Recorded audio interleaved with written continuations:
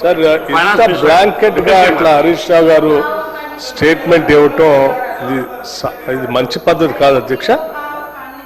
అసలు ఈ రాష్ట్రంలో టిఆర్ఎస్ ప్రభుత్వ హయాంలోనే మొత్తం ఆనాటి కాంగ్రెస్ ప్రభుత్వాలు పంపిణీ చేసిన భూములన్నింటినీ, అసైన్ చేసిన భూములన్నింటినీ వాళ్ళు ధరణి పేరు మీద తీసుకొని వచ్చి పార్ట్ బిలో పెట్టి పాపం అమాయకులైనటువంటి వాళ్ళందరినీ అన్యాయం చేసిందే మీరు.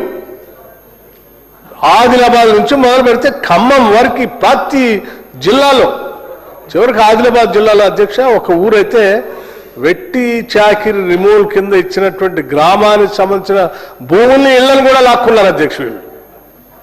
అబాలేషన్ ఏంటి వెట్టి దానికోసం ఇచ్చిన భూములు కూడా లాక్కున్నారు. వాటన్నింటినీ సరిచేసి ఈరోజు మీరు పార్టీ బిలో పెట్టి ఆ భూములన్నింటినీ మీకు కావాల్సిన వాళ్ళందరికీ అడ్డగోలుకు పంపిణీ చేసి కావాల్సిన రకరకాల కొన్ని చోట్ల అయితే లేఅవుట్లు చేసి కూడా అమ్మేశారు అధ్యక్ష. అది ఏ స్థాయికి వెళ్ళిందంటే వీళ్ళు లేఅవుట్ చేసి అమ్మారు, రిజిస్ట్రేషన్ చేద్దామంటేనేమో అది పిఓటి కింద ఉంది. చివరికి కొనుక్కున్నోళ్ళు అమ్మినోళ్ళు ప్రభుత్వం అన్ని గందరగోళ పరిస్థితుల్లో కొన్ని పెట్టారు.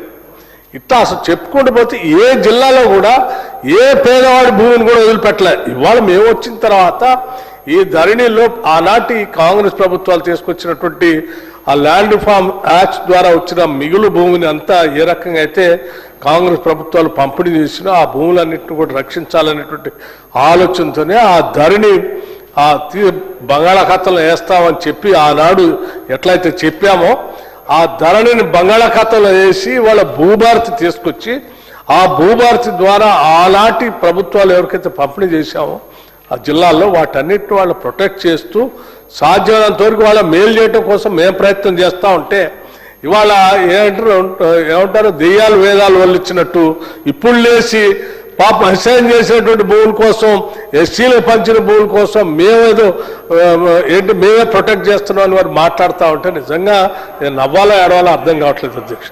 దయచేసి హరీష్ రావు గారు పేద దళిత కుటుంబాలపైన భూములేని నిరుపేదల జీవితాల నిస్సహాయతని మనం హాస్యాస్పదం చేసి మనం ఈ రకంగా మాట్లాడుకునే కార్యక్రమం చేయొద్దు అధ్యక్ష. మేము సాధ్యమైనంత వరకు ఈ ప్రభుత్వం ఇందిరమ్మ ప్రభుత్వం వాళ్ళకి కావాల్సిన స్థాయిలో న్యాయం చేయడం కోసం ప్రయత్నం చేస్తూ ఉన్నాం. ఆ పార్ట్ బిలో మీరు పెట్టి వాళ్ళు 10 ఏళ్ళు హింసించారు. వాటి సాధ్యమైనంత న్యాయం చేసే క్రమంలో మేము ఉన్నాం. దయచేసి తప్పుదో పట్టించొద్దని వారికి నేను మనస్ఫూర్తిగా విజ్ఞప్తి చేస్తా ఉన్నాను.